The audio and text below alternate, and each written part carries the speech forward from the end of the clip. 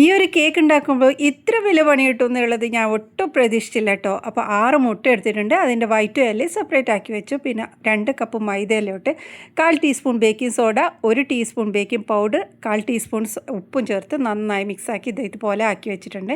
ഇനി നമ്മളുടെ വൈറ്റ് ഉണ്ടല്ലോ, മുട്ടയുടെ വൈറ്റ്, അത് നന്നായി ബീറ്റ് ചെയ്ത് അത് നല്ല പൊങ്ങി വരുവോളം ബീറ്റ് ചെയ്തുകൊണ്ടിരിക്കണം. അതിൻ്റെ ഇടയിൽ നമ്മൾ 1 കപ്പ് പഞ്ചസാരയും ചേർത്തിട്ടുണ്ട്.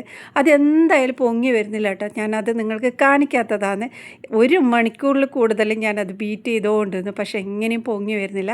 അവസാനം ഞാൻ ഇത് വൈറ്റും യെല്ലോ രണ്ടും ഒന്നിച്ചാക്കി മിക്സാക്കിയിട്ടാകുമ്പോൾ നന്നായി പൊങ്ങി വന്നതെന്നല്ല, അത്രയും പാത്രം നിറയെ ആയിട്ട് കിട്ടിയിട്ടുണ്ട്.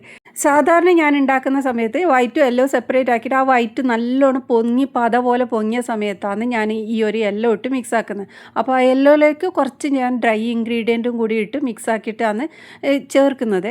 അപ്പോൾ ഇപ്രാവശ്യം ഞാൻ ഈ ഒരു സമയം ഇതുപോലെ ഒരു പണി കിട്ടിയതുകൊണ്ട് ഒന്നിച്ചാക്കിയിട്ട് ഒന്ന് അടിച്ച് ഇതുപോലെ ബേക്ക് ചെയ്തത്.